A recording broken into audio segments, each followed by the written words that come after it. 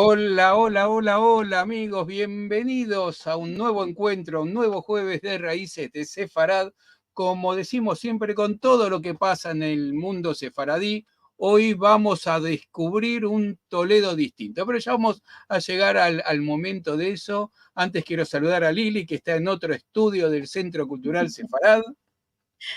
Hola Marcelo, hola a todos. Qué gusto estar aquí una semana más y siempre muy entusiasmados por lo que vamos a ver. Esta vez, como decía Marcelo, un Toledo será desconocido verdaderamente. Vamos a ver. Como siempre, ya saben que lo vamos a hacer siempre cuando iniciamos, que es agradecer a todos los que colaboran con nosotros, los que colaboran de todas las formas, los que colaboran participando, como todos, como están ustedes en este momento, los que ponen me gusta, comparten los videos, comparten los artículos que publicamos en sfarad.com y también en todas nuestras redes sociales, en Facebook, en Instagram, en todos lados. Les recuerdo que esto está saliendo en vivo en Facebook, en YouTube y en Instagram. Y por supuesto también aquellos que quieran colaborar con algún dinerillo en cualquiera de las monedas, viene muy bien, que es dinero que usamos exclusivamente para soportar las plataformas de transmisión, los mailing, los hosting de las páginas y todas estas cosas, porque todos lo hacemos voluntariamente, tanto nosotros como organizadores, como todos los conferenciantes, todos los que participan, todos lo hacen absolutamente en forma generosa. Así que a todos, desde ya, muchísimas gracias. Y ahora sí, Agregar, vamos a... Marcelo, agregar y recordar que el Centro Cultural Sefarad es una institución sin fines de lucro y que ofrecemos estas actividades de manera gratuita. Por eso agradecemos siempre la colaboración. Por supuesto que sí. Y siempre le anticipamos lo que viene en los próximos 7 días. Sí, el próximo domingo, en nuestro ya tradicional Encontros de Al-Had, vamos a hablar sobre Shoah y la segunda generación, historia de Estela Franco, Israel. Encontros de Al-Had es nuestra actividad en judeo-español. Esto será con la participación de Esther Ruth como anfitriona por parte de la Autoridad Nacional del Ladino y su Cultura, y su invitada será Silvia Al-Hadef. Ellas nos van a hablar sobre esta continuación, lo que pasa después de la Shoah. Así que los invitamos el domingo a la 1:00 PM en nuestra página web sfarad.com.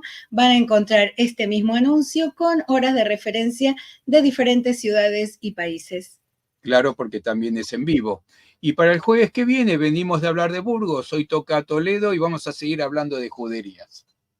Sí, en el próximo jueves, este mismo horario, vamos a tener la judería, un microespacio de la ciudad medieval.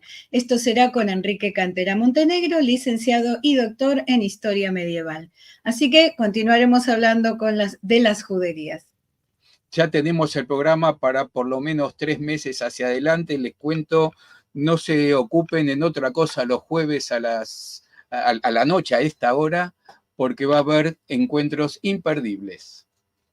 Bueno, y hoy imperdible también, Toledo Judío Desconocido con José Ignacio Carmona Sánchez. Él es escritor especializado en simbología, masonería y filosofía de la historia. Miembro honorario de la Asociación Sefarad América en Atlanta, Estados Unidos, y de la Asociación Sefarad Una Puerta Abierta a la Convivencia. Es responsable de cultura y eventos en ambas asociaciones. Es presidente de Tarbut Sefarad en Poland, Toledo. Es funcionario y colaborador freelance en medios audiovisuales y escritos. Participó en el evento internacional Kesher Day en Ginebra. Forma parte del claustro de profesores de la Fundación ICLOBI, lobby internacional formado por científicos e intelectuales especializados en el estudio de la conciencia. Ha recibido la medalla de las 4 sinagogas otorgadas por el Consejo Sefaradí de Jerusalén. Tiene 9 libros publicados y más de 100 artículos y conferencias en España, Suiza, México, Estados Unidos e Israel. Entre sus libros se cuenta Toledo, Judíos, Curiosidades, Mitos y Encantarías. Y él es el que nos va a hablar sobre este Toledo judío desconocido. Bienvenido, José. Qué gusto tenerte aquí. Bien hallado, Marcedo y Liliana. Estaba frustrado por la señal de retorno que no oía, pero está todo perfecto, justo y perfecto. Perfecto, llegamos con lo justo, pero lo logramos. Sí, la verdad que llevamos es la quinta temporada, quinto año, y Internet se ha portado bastante bien, solo un par de veces no nos molestó. Antes de pasar a tu charla, y ya que estamos con el tema de los libros que habló recién Liliana, cuéntanos qué es esto que vas a presentar la semana que viene. Sí, es en el Ateneo de Madrid y es la segunda edición de la España Mágica. La primera edición fue en el 2010 y es un libro de antropología sobre, bueno, un retablo de curiosidades, hago un repaso sobre la historia mágica desde un punto de vista de la antropología, de la filosofía de la historia, de la teología, pero obviamente siempre hay elementos mitológicos y siempre va a estar en mi obra muy presente, por ejemplo, el Toledo judío. Esto siempre está ahí. Y bueno, pues os Bueno, invito animamos porque es dentro de muy poco. Sí, por eso lo vimos y quería preguntarte y de paso animar a todos los que estén en Madrid que se acerquen el próximo 25 en el Ateneo de Madrid. Correcto. Y bueno, ¿y hoy de qué nos vas a hablar? Pues voy a hablar de cosas que cuando digo el Toledo desconocido son palabras mayores, pero es Sí, claro. que Toledo es mucho Toledo, vosotros lo conocéis bien y seguramente mucha de la gente que nos está escuchando.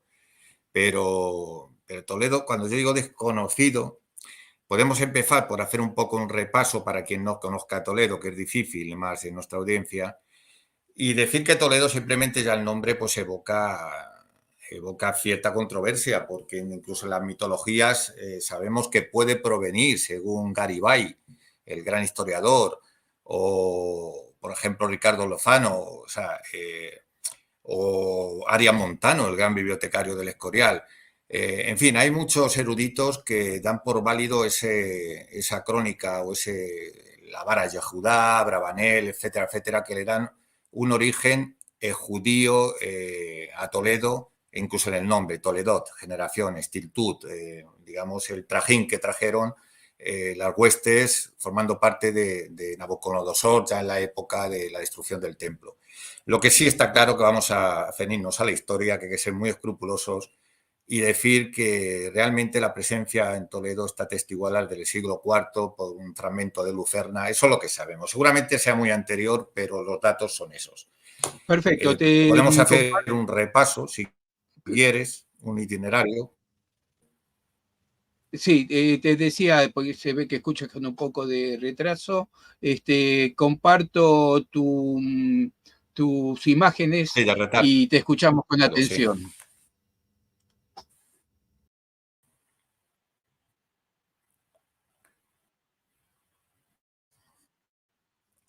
Vale.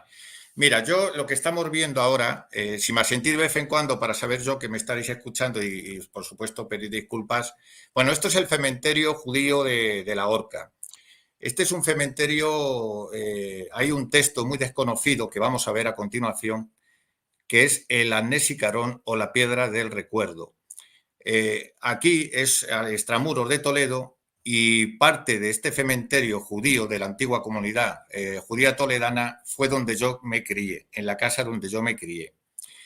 Es curioso porque la importancia que tiene este cementerio está recogido en esa Amnesicarón, en ese texto, que decían que era la típica historia de judíos, porque alguien copió 79 epitafios, depositó ese manuscrito en Praga, hubo un incendio y menos mal que se conserva pues una copia de Turín. Este es el documento que guarda aquellos epitafios de aquella comunidad judía toledana. Haciendo obras en el instituto de secundaria hoy en día, cuando aparecen los restos que hemos visto, hubo ni más ni menos que vigilias, incluso en Nueva York, de la cofradía Asra Carisa, para que estos restos se trataran conforme a la halajá o a la ley, bueno, a las leyes jajágicas judías y se firmó un convenio para que en futuras actuaciones arqueológicas, si hubiera el hallazgo de restos, se tratara conforme a ese convenio. Bueno, Toledo, la presencia judía, como hemos dicho, es muy antigua. Prácticamente tenemos atestiguado desde el siglo IV. Más adelante, avanzando la historia, tenemos ahí como 4 siglos un poco complicados en época visigoda, con leyes muy restrictivas para los judíos. Y más adelante, cuando los árabes, de alguna manera, es que no sé si me están escuchando, yo voy a seguir mi exposición. Vale, bueno, esto que estamos viendo, siempre se ha dicho que la judería, había una controversia sobre lo que era la judería mayor y la alcaná. Este documento demuestra que hubo una judería mayor y una especie de arrabal superior que se llamaba la alacaba, que por una mala traducción confundieron con lo que es la alcaná. Aquí vemos que son las calles que están colindantes a la catedral, la calle de la Lechuga, en fin, el Callejón de la Sal, la calle de la Sinagoga. Aquí este barrio desapareció completamente. Formaba parte de la judería y aquí había 26 casas que dependían del cabildo de la catedral. El arzobispo Pedro Tenorio quería construir el claustro y entonces de alguna manera quería expulsar a los judíos que tenían aquí sus comercios. De hecho, los criados arrojaban tanto basuras como animales muertos sobre los tejados. Incluso se dice que se provocó un incendio para hacerse o obligarlos a vender.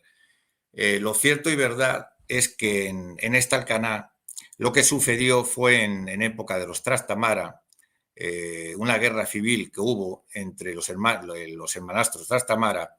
En 1351 se asoló prácticamente se salvó el resto de la judería porque estaba amurallada y desapareció este barrio.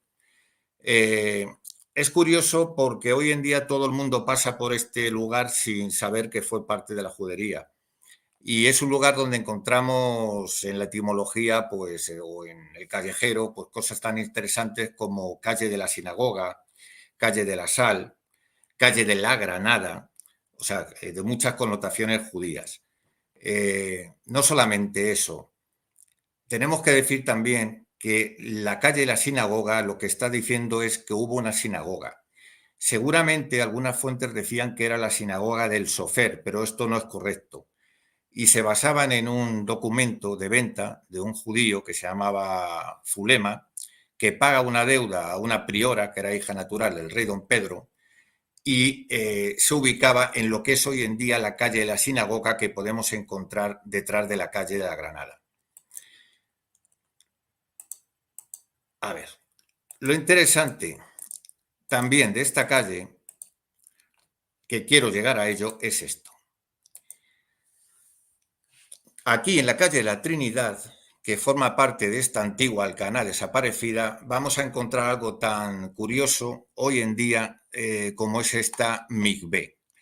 Está debajo de una tienda de artesanía, de productos de cerámica, y debajo tenemos lo que hoy en día de las pocas Mikvé conservadas, como es esto que estamos viendo. Se llama el establecimiento Pozo de los Deseos y es el lugar muy especial y que forma parte de ese Toledo desconocido. Yo invitaría a que tanto Jesús como su mujer, Lucía, si van de parte, sobre todo del mundo judío, siempre serán muy bien recibidos en la calle La Trinidad para visitar esta mikvé. Tenemos algo que quiero llegar también a ello. Ahí está. Como parte en la misma Alcaná o Alacaba desaparecida, tenemos este elemento simbólico que también pasa muy desapercibido y que está en un edificio que se llama de los Marqueses de Terán. ¿Qué estamos viendo aquí? Muy bien, estamos viendo una mano con una filateria que está soportando una granada. Como bien sabemos, no puede ser un elemento más simbólico, judío y cabalístico. La mano, por antonomasia, ya sabéis que las falanges tienen la numerología del nombre de Dios, de Hashem, del nombre, y de alguna manera también su numerología está haciendo alusión a las dos calles colindantes que tienen que ver con el sábado, la sal, el pan, y es decir, todavía permanecen vivos estos elementos en la ciudad de Toledo. Vamos hacia atrás. Vale. Nos vamos a ir a otro lugar. A ver, estos son las criptosinagogas. En Toledo hay un fenómeno curioso.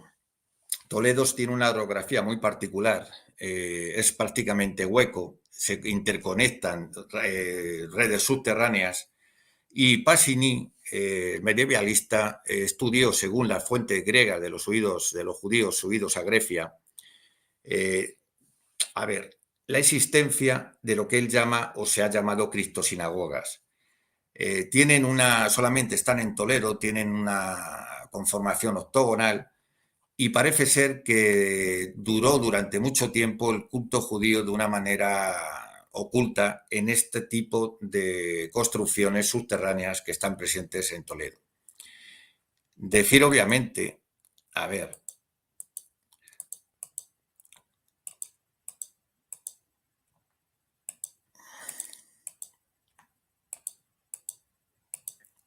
vale. Cuando los judíos son expulsados, cuando viene el proceso de las conversiones, después de 1492, hay un pogrom, como todos sabemos, que es en 1392, y después de la expulsión y de esas conversiones forzadas, la poderosa comunidad judía toledana no desaparece. Los que no son expulsados, muchos permanecen judaizando y muchos se van a mestizar con las clases comerciantes, con los apellidos Rojas, Ayala, Toledo y sobre todo, por ejemplo, la familia del obispo de Burgos, que era el gran converso por antonomasia. Bueno, pues estas familias conversas que van a seguir teniendo y ostentando el poder tanto político como comercial en Toledo, van a ser las que de alguna manera van a patrocinar, siguiendo la rica tradición judía de beneficencia, de esa ética de comunidad, de solidaridad entre las comunidades, va a ser la que va a patrocinar, pues, por ejemplo, monasterios y conventos como las Gaitanas o la Capilla San José, el Hospital del Rey. Es decir, van a seguir de alguna manera construyendo desde esa ética judía lo que es la ciudad de Toledo hoy. Y por antonomasia tenemos lo que es la Catedral de Toledo, que algunos llegarían a llamar la Gran Sinagoga, que daría lugar a lo que es el Estatuto de Limpieza, porque la familia Álvarez Toledo Zapata era una de las familias conversas más poderosas y de alguna manera pues en la catedral metieron infinidad de símbolos judíos. Aquí tenemos, por ejemplo, el tetragramatón. De alguna manera, esto lo vamos a dejar para adelante.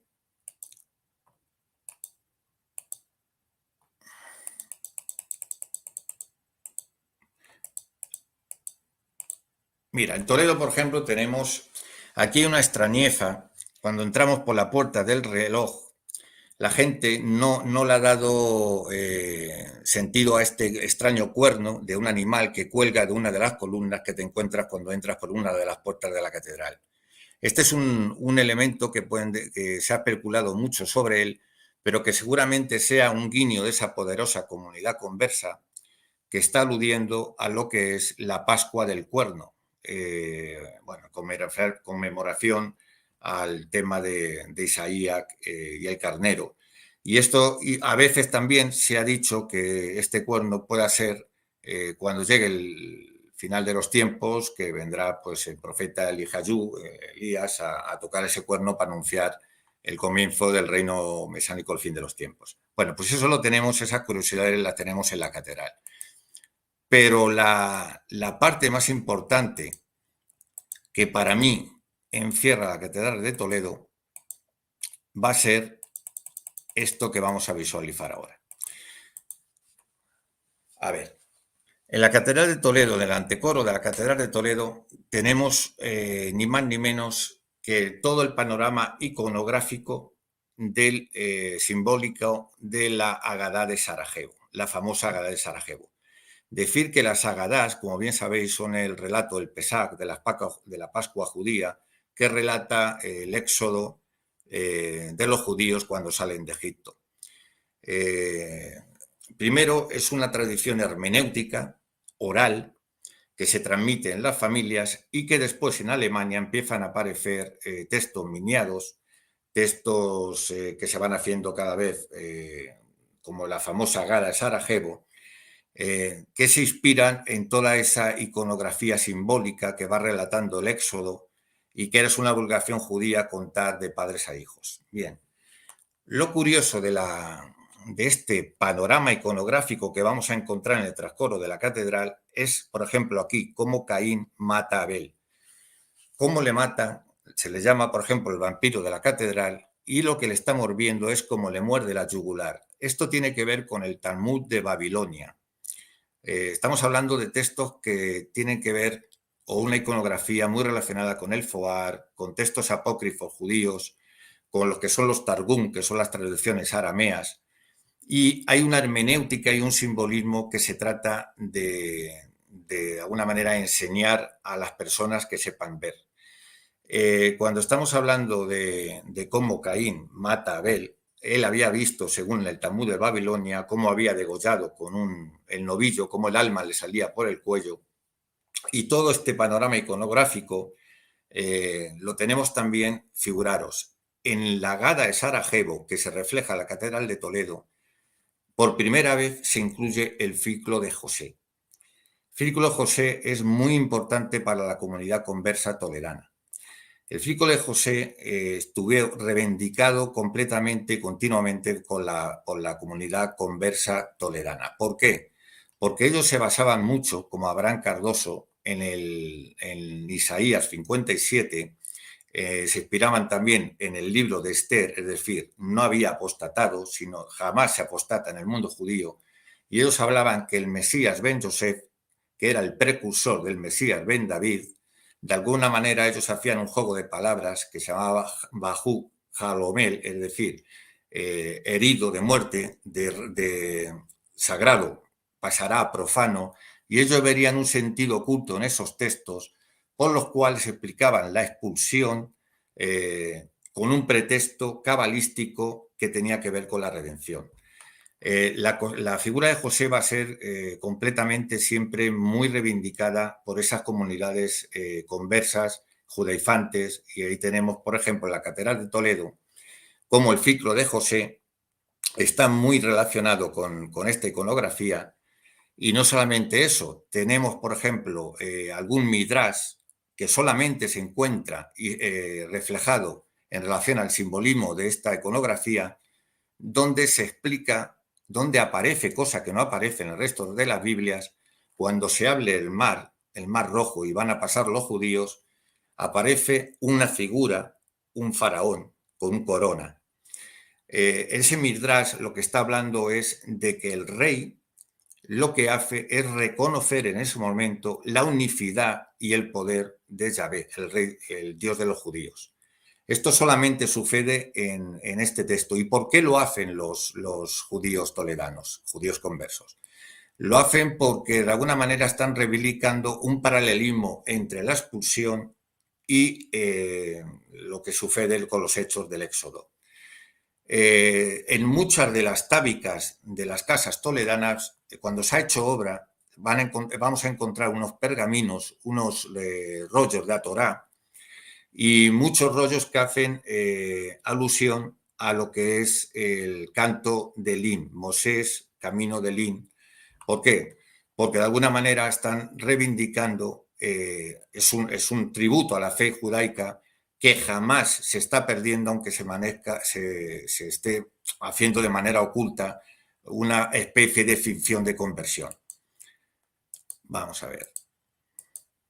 Bueno, aquí por ir, no dejarlo. Este es un cementerio Chapman Square, muy desconocido, no es Toledo, pero lo descubrí cuando fui a Manhattan, cerca de Nueva York, cerca de la pequeña Italia, donde muchas de las lápidas, no esta precisamente, de los primeros hispanosefardíes, o sea, judíos de origen portugués, español, y muchas de esas lápidas de los primeros fundadores de Nueva York está en hebreo, en portugués y en español.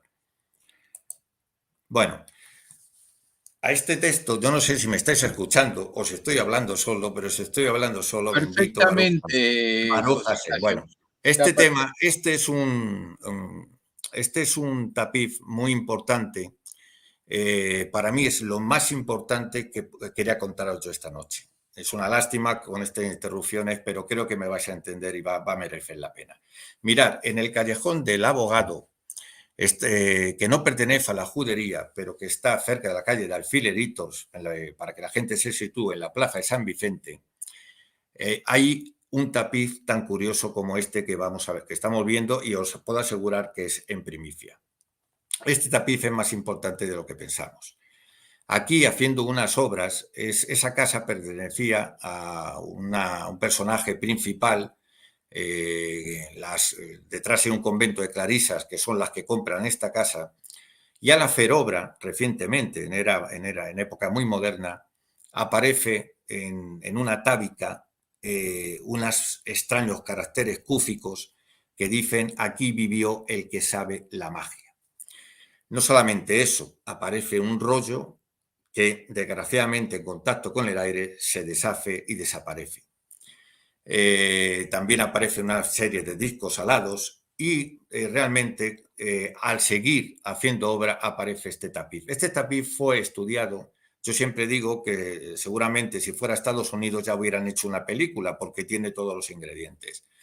Este es un tapiz cabalístico. Yo le llamo el tapiz de la profecía de Toledo. Lo estudió un joven sefardí, cabalista, Álvaro Rosón, que hasta donde pudo interpretar, él hablaba de una profecía ligada al paso de la comunidad judía por Toledo. El paso por Toledo es clave en el devenir del mundo judío y por ende de la metahistoria. ¿Por qué? Porque todos sabemos que el Bereshit bara Elohim es una metahistoria que se injerta en la historia y se refleja en este tapiz. No lo digo yo, lo dice, por ejemplo, André Neyer cuando hace una interpretación del versículo 14 del Bereshit bara Elohim, cuando la palabra John, que articula el texto, va unida a Toldot, que en este caso podría ser John Toldot, adquiere un sentido astronómico de profecía en Toledo. ¿Por qué? Porque aquí suceden dos importantes acontecimientos. Aquí estamos viendo cuando aparece el 8, cuando lo estudia Álvaro Rosón, todo lo liga este tapiz, ahora está muy deteriorado, pero lo ligó a textos del Foar, a textos que tienen que ver. Él habla de que la Shekinah y el Gilgul, que está presente por aquí también, tiene que ver con la historia colectiva de Israel. Habla de los 3 padres de Israel, las 4 madres de Israel y el matrimonio con la Torá. Y dice que el devenir de Toledo, el devenir de la historia universal, tiene que ver con el devenir de la historia de Israel y que Toledo es pieza principal. Bueno, pues esto está en un tapiz del siglo XI que estamos contemplando ya muy deteriorado. Decir en qué se sustenta esto. Gracias a las traducciones que se hacen en Toledo, el mundo es tal como le conocemos. Y eso se produce por el concurso de los traductores judíos. El mundo greco, el mundo clásico, no se había perdido, se había quedado congelado, se incorpora a la tradición siríaca y los árabes incorporan también elementos tanto de Persia como de la astronomía y de otros tipos de ciencias, hacen una amalgama y a través de las epístolas de los hermanos de la pureza y de otros textos muy complicados de astronomía, en fin, textos que para los clérigos hicieron esa interpretación tendenciosa de que era una magia que había que reprobar. No, era una ciencia que simplemente no separaba el saber científico del no científico. Eso sucede en Toledo. En Toledo, gracias a la Escuela de Traductores y al concurso de los judíos, se incorpora a la latinidad, a la Europa tal como la conocemos, un caudal de conocimiento que es el que reconfigura lo que hoy en día es material científico y no científico. O sea, gracias al laboratorio que supuso la Escuela de Traductores y al concurso de los judíos, la historia pega un giro completamente. Pero no solamente eso, la Cabalá. El Foar se ha dicho que fue escrito por Moisés de León. Sin embargo, hay otras interpretaciones que dicen que fue escrito por una cofradía que existió en Toledo, Jicatilla, Bulafia, Moisés de León, en fin, se van conociendo algunos de los nombres. Y de alguna manera, la Cábala toledana es una simbiosis, y esto es muy desconocido, de lo que es la Cábala universal. ¿Por qué? Porque la tradición talmúdica, las famosas academias de Sura Pumbedita, más tarde Bagdad, Túnez, Lucena, Córdoba, van a llegar a Toledo. Y en Toledo se van a fusionar con elementos del pietismo alemán, es decir, van a venir a través de Aser Ben Gigel y su padre, el gran rabino, se va a incorporar, que fueron discípulos de Eleazar de Gort, de Meyer de Rotterdam, en este caso Rotersburgo, y mucho antes Abraham de Colonia, que formó parte de la época de Alfonso X, que incorpora también, este era discípulo directo de Eleazar de Gort, es decir, en Toledo no existía una cábala autóctona castellana aislada. Es decir, esos grandes personajes que vienen del pietismo alemán o del centro europeo van a ser los que van a fusionar con la cábala castellana y con toda esta tradición talmúdica que confluye en Toledo, lo que es el hecho principal que va a explotar en Safed. Y lo voy a explicar. Se explica en este texto. Yo lo voy a decodificar. La cábala del Safed es tributaria de la escuela toledana. Hay 4 personajes clave en el devenir de la creación de la escuela de Safed, la escuela cabalística por antonomasia. Uno es Abraham Finra. Algunos dicen que es favorano, pero otros dicen que es toledano. Este, ni más ni menos que en Egipto, va a coincidir después de la expulsión. Digamos que está embestido y ha bebido de las fuentes de esa Cabalá sincrética, de todos esos aportes que hemos dicho, y va a ser el maestro en Egipto del Arifal, del gran Luria, ni más ni menos. Con lo cual, Luria recibió a través de Infinra los aportes de la Cabalá toledana. El otro personaje clave es Joseph Caro. La familia Caro es una de las más importantes talmudistas de la tradición toledana. Joseph Caro va a ser el personaje, va a escribir otro que describe también la casa de José, en esa tradición que hemos dicho de esa interpretación exegética del Mesías Ben Joseph. La familia Caro va a escribir un tratado, Joseph Caro, a mesa preparada, que es el gran código talmúdico que hoy en día existe universalmente. Ese es el gran reconocimiento que se hace a las escuelas tabalísticas de Toledo. En Toledo hay que decir que cuando se produce el pogrom de 1392, la lejía de Albenech habla que había 10 sinagogas. 10 sinagogas en su época de esplendor. Esto no hay que perderlo de vista. Bueno, pues Caro y Infinra van a confluir en Safed con Alcabet, que es otra cábala distinta, que irrumpe, y con otro personaje clave que es Beobat. Este rabino viene de Maqueda, que está aquí también en Toledo. También forma parte de la escuela toledana. Y figuraros, entre todos van a querer restituir lo que es la Semijá, que es la antigua bendición sacerdotal de la época de los Tanaín, ya sabéis, el Sanedrín, la ordenación sacerdotal.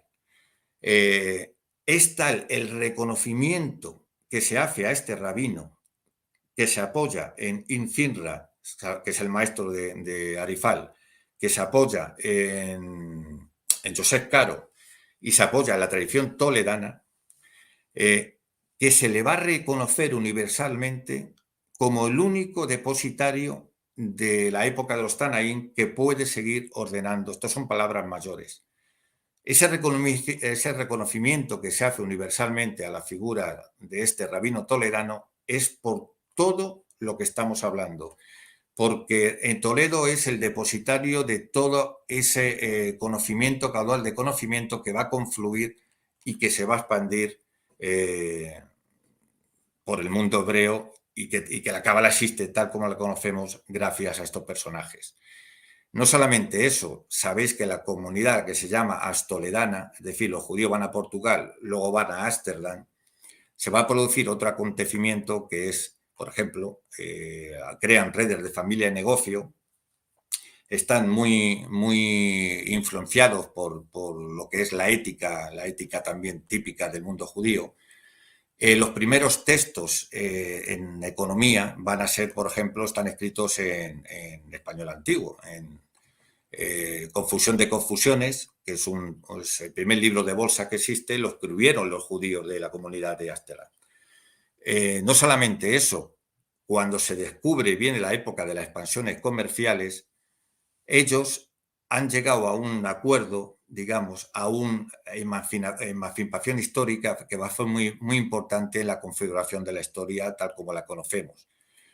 Van a empezar a hacer que la religión pertenezca a la esfera de lo privado y la economía es un elemento clave en el mundo que se está creando. Cuando las comunidades con esta nueva mentalidad van a América, van a irrumpir, por eso hemos hablado de Nueva York, y van a traer esta nueva mentalidad que va a estallar en la futura Alaska, es decir, en la ilustración del propio mundo judío.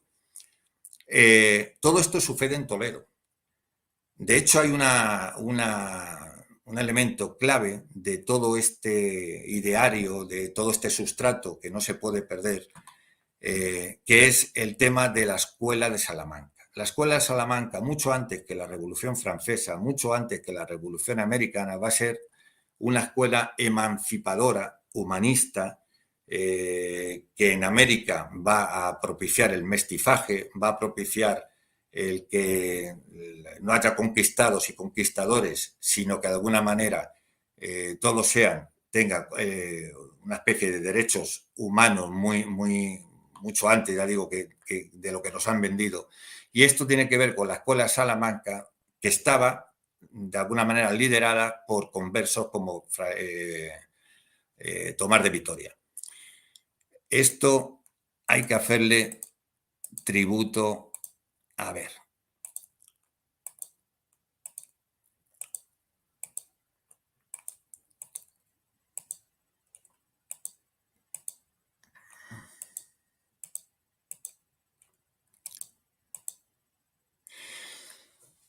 Bueno, esto es de mi viaje a Israel. A ver, esto, por ejemplo, es el único, por ir un poco es el único, lo pongo también en primicia. No sé si sabéis que en tiempos de la Inquisición, cuando se quemaba en efigie, todos hemos oído que se quemaban en efigie, es decir, cuando no se podía encontrar a la persona o se quemaban sus huesos a lo mejor, pero cuando no se podía encontrar al reo, se quemaba un muñeco. Este es el único muñeco en efigie que existe hoy en día y que, bueno, quiero participarlo con todos ustedes, el único muñeco que existe de aquella época. Esto también son los famosos, en fin, ya sabéis, esto está en Tui y tiene que ver con bueno, pues esa época difamante, ¿no?, que se colgaban en incluso la Catedral de Toledo. Quiero decir que en Toledo se sabe muy bien, yo lo tengo colgado en mi vídeo, en mi canal YouTube, Iñaki Carmona Conciencia, una lista de los apellidos toledanos que están más que justificada. ¿Por qué? Porque en Toledo, estos son los sanbenitos, que no venía a la cabeza. Y los únicos que se conservan están en el Museo Catedralicio, en lo que es la Catedral de Tui, en el sur de Galicia o el norte de Portugal. Estos sanbenitos En Toledo, volviendo al tema de por qué se sabe, y esos apellidos los tengo en un vídeo que se llama Apellidos Toledanos, que está en mi canal, no me voy a extender ahora.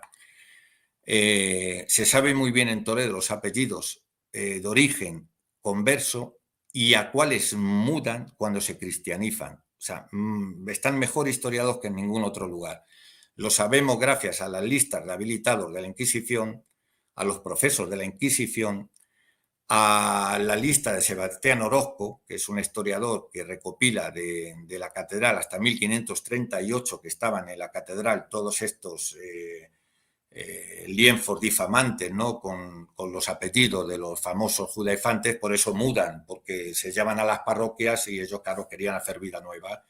Y eso existe. Y también sabemos los apellidos por lo que es la cofradía de Santa María la Blanca, lo que se llama, lo que cuando visitamos Toledo y vemos, esta es el Museo Sefardí, pues vamos a ir hacia la Sinagoga Mayor. La Sinagoga Mayor de Toledo, hoy en día conocida por Santa María la Blanca, cuando se cristianiza, aquí hay una faceta poco desconocida, y es que durante mucho tiempo todos los miembros de la cofradía eran judaizantes, notorios judaizantes. Se seguían encendiendo velas, se seguían haciendo, de hecho hay profesos de la Inquisición que hablan precisamente de esto que estoy reportando. Es curioso porque los dos sacerdotes que ponen al frente de esta cofradía no llegaron ni a dar misa. Se inventaban cualquier excusa con motivo de no dar misa. O sea, durante mucho tiempo, quien pertenecía a la cofradía de la Sinagoga Mayor de Santa María Blanca era notorio judaizante. Todos lo eran. Este es el Museo Sefardí, que tiene que ver con hoy en día la Sinagoga del Tránsito. Son las dos únicas que quedan en Toledo. Y esto son palabras mayores, porque esta sinagoga que levantó el tesorero del rey Pedro, Samuel Leví, es muy importante porque tiene una forma de arca que después de un pogrom se trató de hacer una unidad, ¿no? Ese arca de la alianza entre, otra vez, los judíos, que eran, digamos, propiedad del rey, vuelven de alguna manera a reconciliarse con la corona. Por eso la judería de Toledo es un cronotropo. Cuando tú entras por San Juan de los Reyes, el altar San Juan de los Reyes, que era donde iba a ser enterrada la reina católica, que luego Isabel Católica, que luego se entierra en Granada, es elemento que está en el corazón de la judería para evidenciar el poder, ¿no?, cristiano, el poder de sometimiento y el poder real sobre todo lo que había sido la judería. Bueno, pues al contrario, esta sinagoga del Tránsito se cedió, en época de la expulsión, se cedió a la orden de Calatrava. Muchos hermanos o caballeros de Calatrava están enterrados en el Museo Sefardí. Curiosamente, Roth, ni más ni menos, dice, aparte del código Hillel, un famoso código que se relaciona con esta sinagoga, él dice que las inscripciones de la Sinagoga del Tránsito son el monumento europeo más importante o el legado más importante del mundo judío en Europa. Eso son palabras mayores. Para él es el mayor tesoro que ha quedado de aquel entonces, ¿no? Del mundo judío en tierras de Europa. Bueno, se salvó porque, figuraros, un maestre calatravo quiso hacer borrar todas esas inscripciones y gracias a Hashem no le hicieron caso. Bueno, hoy en día forma parte del Museo Sefardí y aquí están esas piedras que hemos hablado antes, el famoso cementerio de la Horca. Yo me crié en el cementerio de la Horca, estaba debajo de mi casa en la calle Valdivias, que es la prolongación de lo que hemos visto. Y muchas de esas piedras fueron reutilizadas tanto en dinteles de las puertas, incluso en Darrayel, un poblado extramuros de Toledo, aparecen por su, digamos, configuración cónica, se le daba la vuelta y se le usaba de abrevadero. Una de ellas tiene una nota curiosa. Era un famoso cabalista que hizo una profecía sobre su propia muerte. porque él dice: sobre mí vendrán a beber. Y claro, es curioso porque realmente, por esos acontecimientos históricos que estoy relatando, esa lápida, por su forma cónica, se le dio la vuelta y bueno, pues se fue utilizada como abrevadero de animal. Aquí se depositan algunas de las que se recuperaron.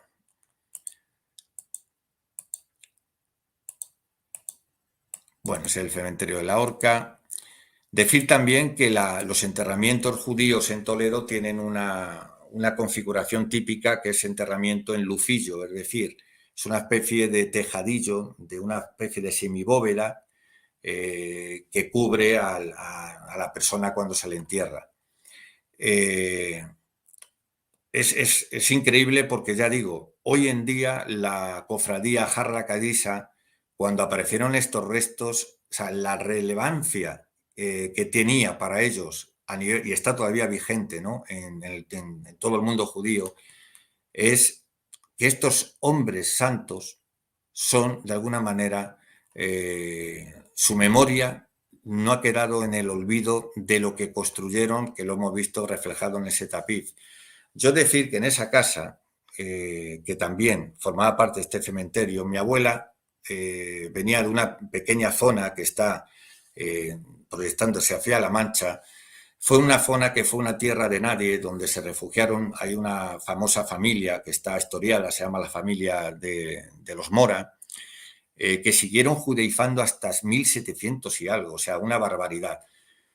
¿Por qué? Porque quedó en tierra de nadie, la presión de la Inquisición ya no era tanta como había sido, y a través de los dogmatizadores, que era una figura que iba trasladando por los elementos del propio credo judío, crearon una especie de endogamia de familias que solo se casaban entre ellos. Y mi abuela, cuando viene a Toledo, yo siempre he dicho que la memoria viva, ella no sabía lo que hacía, pero ella tenía, por ejemplo, un retrato de Jesús, y sin ellos saberla, ellos ya hacían una especie de religión conmemorativa en pequeños gestos que no sabían ya de dónde provenían, pero existían. Ella rezaba así frente a ese Cristo. Ella quitaba la ladrecilla de la carne. Ella ponía la mano en la cabeza a los niños.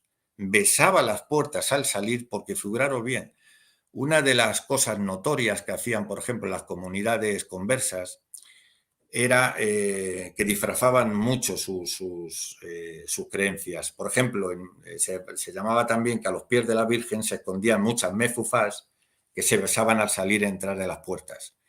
Figuraros si la comunidad conversas o la huella judaizante en Toledo estuvo viva, bueno, se mantiene hasta mí, por ejemplo, que en 1700, ni más ni menos, con lo que había pegado a la Inquisición en Toledo, en 1727 todavía se profesa a una mujer, Luisa Miranda, 1717, que rezaba y recitaba plegarias en hebreo como un papagayo, porque ella no sabía de dónde venía. Se fue perdiendo ese contacto con digamos, pero se iba todavía de alguna manera manteniendo a través de las generaciones. Y es más, en 1801, en la capilla de la Concepción, aparece una mujer anciana, esto lo relata el fraile que intentó confesarse con ella con él, y la anciana, 1801, le pregunta al fraile que si él es de la religión de Judith, porque muchos clérigos menores, como hemos dicho, la comunidad conversa toledana perduró muchísimo tiempo, eran notorios conversos, y entre ellos disfrazaban y se conocían, y esta mujer, pues en 1801 todavía pensó que podía existir alguna persona de la región de Judith, y eso estaba en la memoria viva toledana.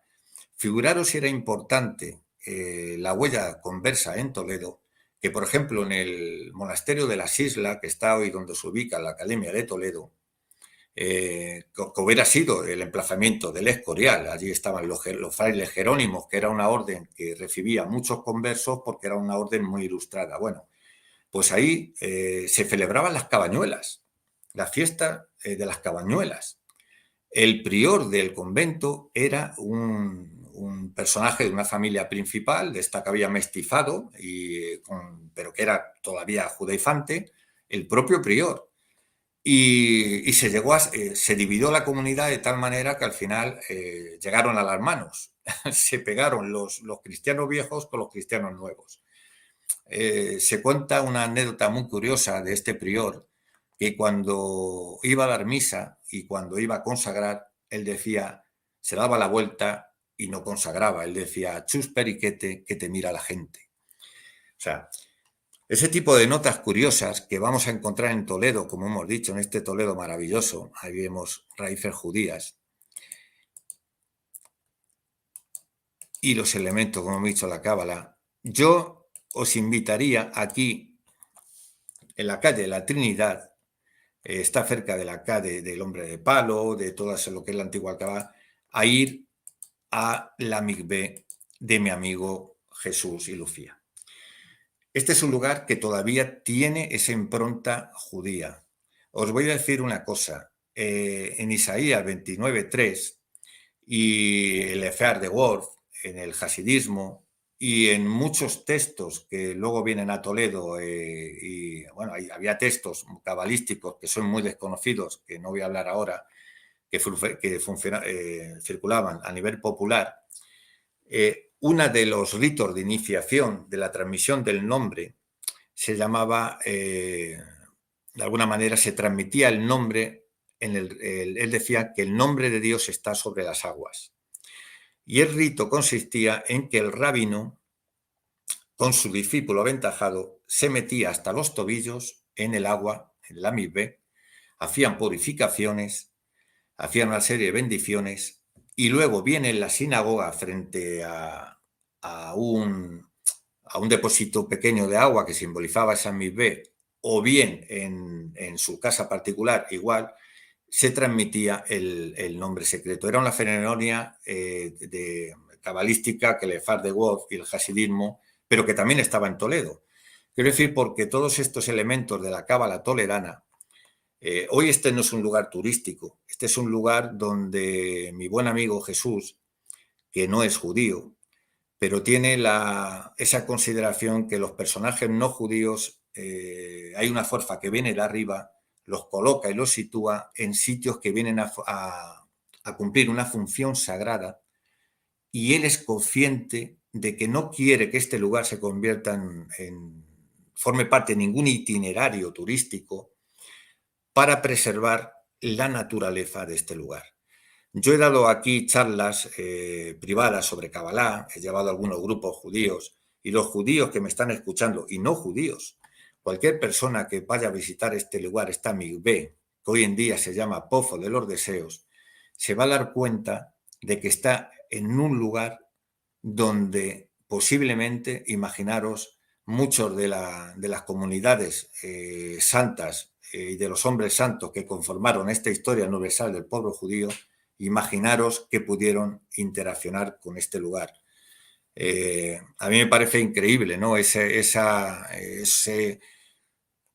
esos cabalistas toledanos que llegan a Safed, como he dicho, y que son reconocidos como los depositarios de la capacidad, son los transmisores de la semijá, de la ordenación sacerdotal, ese reconocimiento que se da a nivel universal a la comunidad judía toledana es lo que hace de Toledo algo que se expresa muy bien en ese tapiz de la profecía.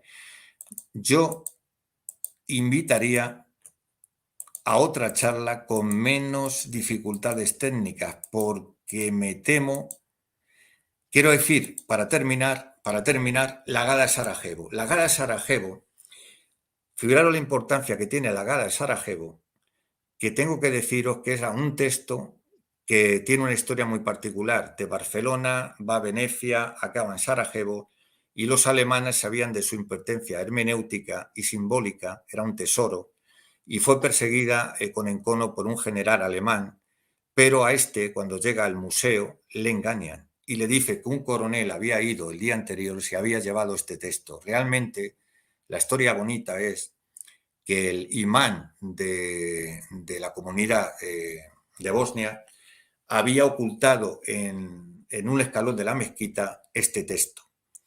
Fue un texto perseguido, como ellos requisaron 3,5 millones de textos cabalísticos, judíos, 3,5 millones de manuscritos. A este no le pudieron requisar. Y en su máxima expresión, que tiene que ver también con la traducción de la Biblia de la Casa de Alba, que es una de las traducciones más importantes que hoy se conserva, por se llama la Casa de Alba, eso fue una Biblia, unas traducciones que mandó también un maestre Calatravo al rabino de Maqueda, Moshe Arragel, porque no hay que perder de vista una cosa, ellos buscaban la hebraica veritas, y con esto termino. Aquí viene todo el sentido, toda la importancia esotérica de la hermenéutica, del simbolismo, que es la hebraica veritas. Ellos sabían que en el Bereshit bara Elohim, en la Biblia hebrea, debería haber necesariamente una metafórmula de la creación que de alguna manera ellos llamaban la Torá que rota. Es decir, solo los judíos, por eso se acercaron al gran exégeta medieval como era Rashi, para auxiliarse, buscando, por eso se enconaban tanto en las traducciones, buscando ese sentido, esa metafórmula de la creación. Decir por qué también se le da mucha importancia en el mundo judío, en la hermenéutica, todos nos centramos en la cábala, nos olvidamos de la Agadá, las Agadás. Las Agadás es un método hermenéutico que tiene 5 planos de sentido oculto, no 4, 5. Lo que estamos viendo, unido al número, a la gematría, adquiere ya la máxima expresión. ¿Por qué? Porque en el primer relato del Génesis aparece Elohim, se está construyendo la naturaleza, pero en el segundo relato es en el Éxodo donde aparece verdaderamente el nombre del tetragramatrón, el nombre prohibido de Dios. Por eso se le da tanta importancia al Éxodo y muchas veces nos centramos solamente en la cábala cuando hay otras hermenéuticas que son propias del mundo judío y que adquieren su máxima expresión en el mismo corazón de la Catedral de Toledo.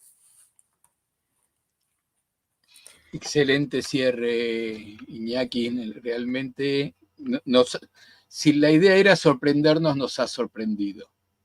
Pues yo estoy desolado, porque pensaba que con todas las dificultades he perdido el hilo. No Sí, sabía No, se escuchó perfecto. si estaba hablando conmigo mismo aquí, que son las 1 de la noche.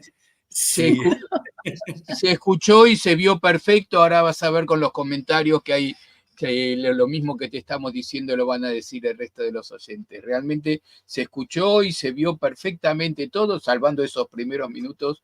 Estuvo absolutamente perfecto.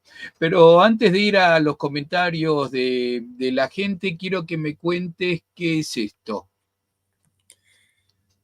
Bien, no, esto es que estamos creando una asociación, ya está creada, con una serie de servicios que se van a dar a las comunidades que se hayan sacado el pasaporte o que se hayan quedado en puertas de sacárselo, porque esto va a ser muy importante. Primero hicimos desde Colombia, me invitaron a participar en un estudio científico serio, sociológico, de por qué las razones, que no solamente fueran las utilitarias de sacarse un pasaporte, sino qué había detrás, ¿no? Consideraciones que tienen que ver con la genealogía, ¿sabéis? Con la memoria epigenética, con la sociología.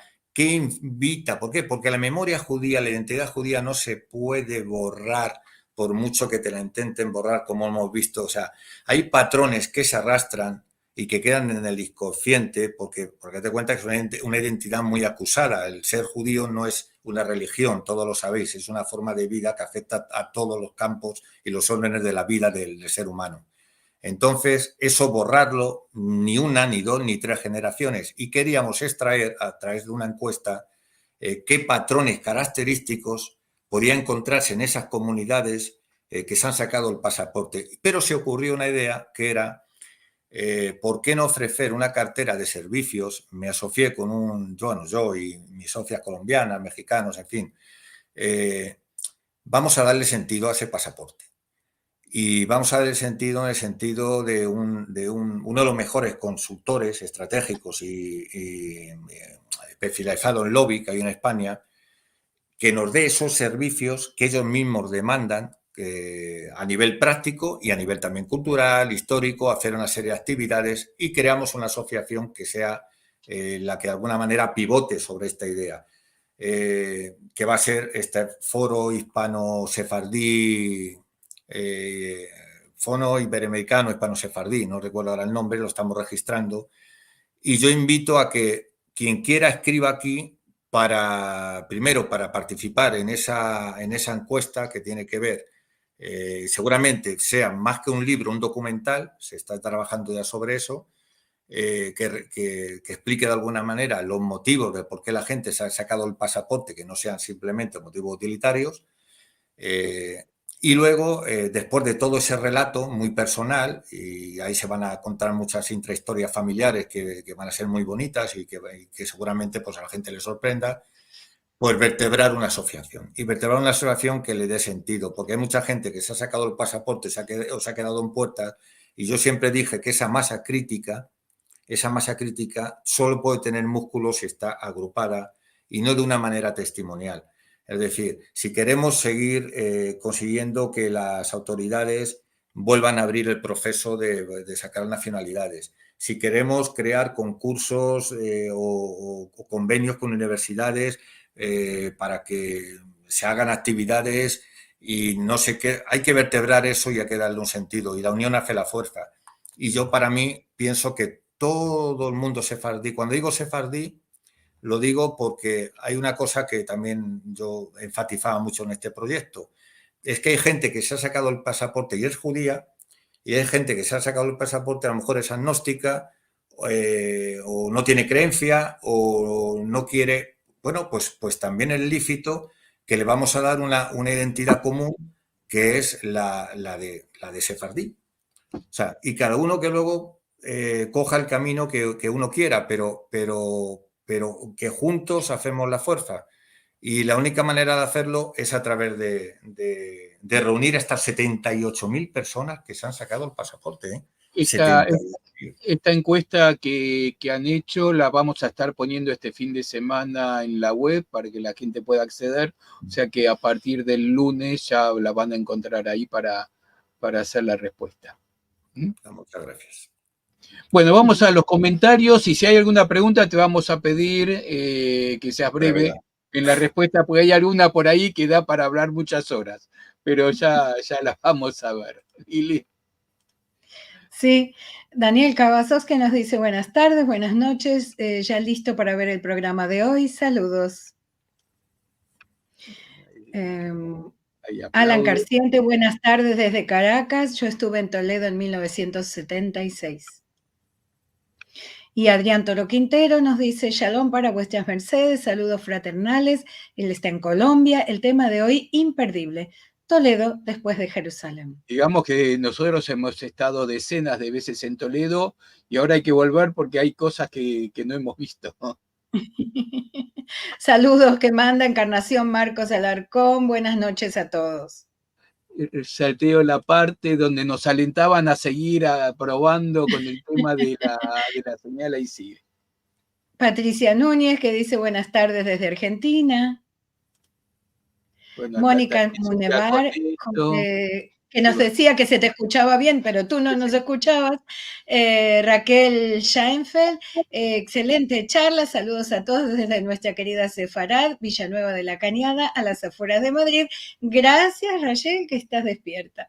Patricia Núñez, que dice, qué interesante y muy bien explicado, muy interesante el tema.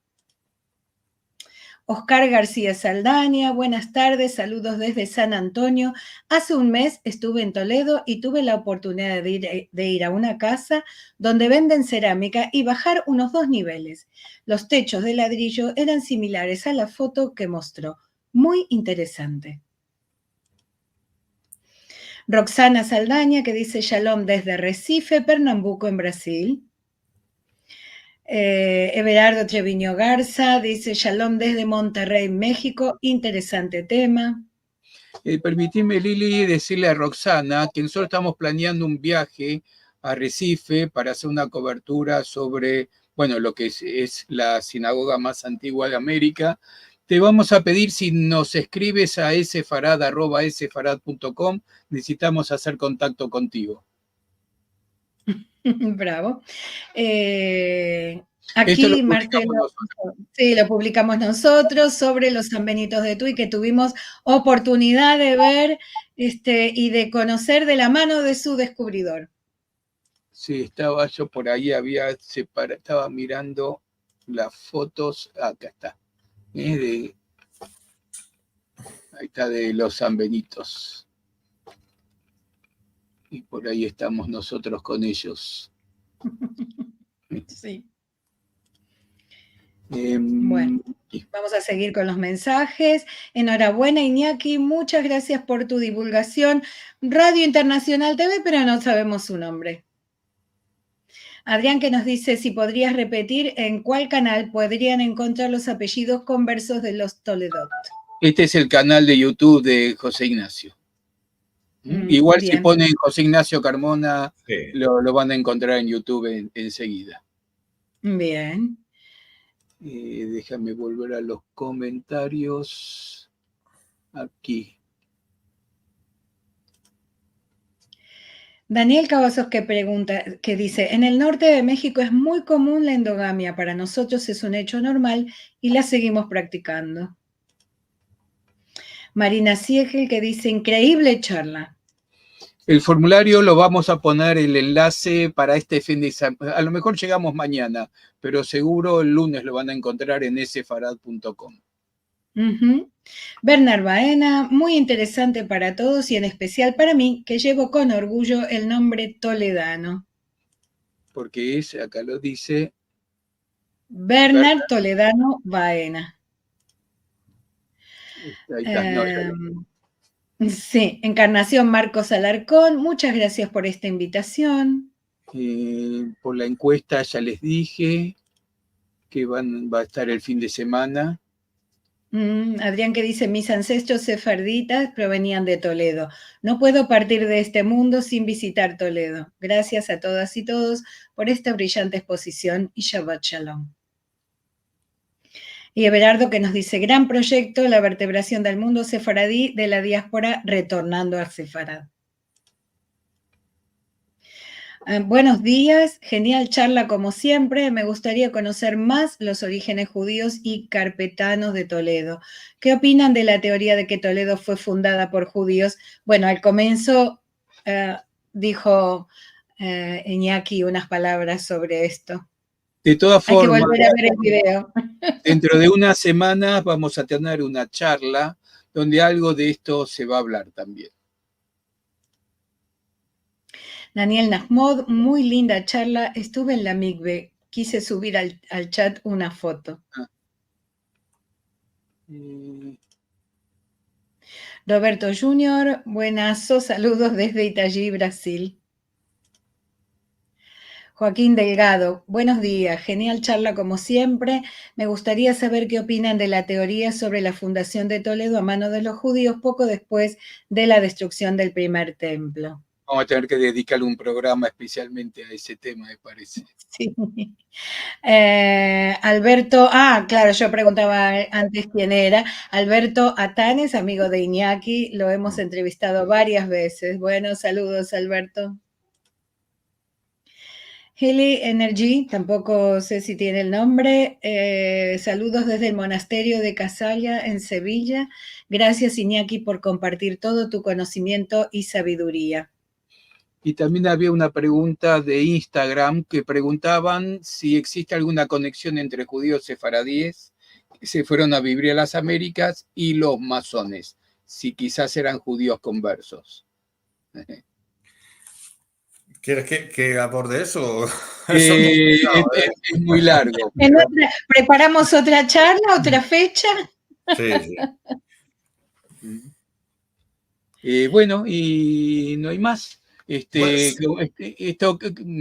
te deja bien tranquilo, que se escuchó y se vio muy bien. Solamente una cosa, como ha coincidido mucho en eso, a ver, independientemente de esos orígenes mitológicos del Toledo, Toldó, todo eso, decir que ellos siempre, las comunidades sefardíes, incluso en Ámsterdam, procuraron no poder mezclarse con otras comunidades que no fueran sefardíes.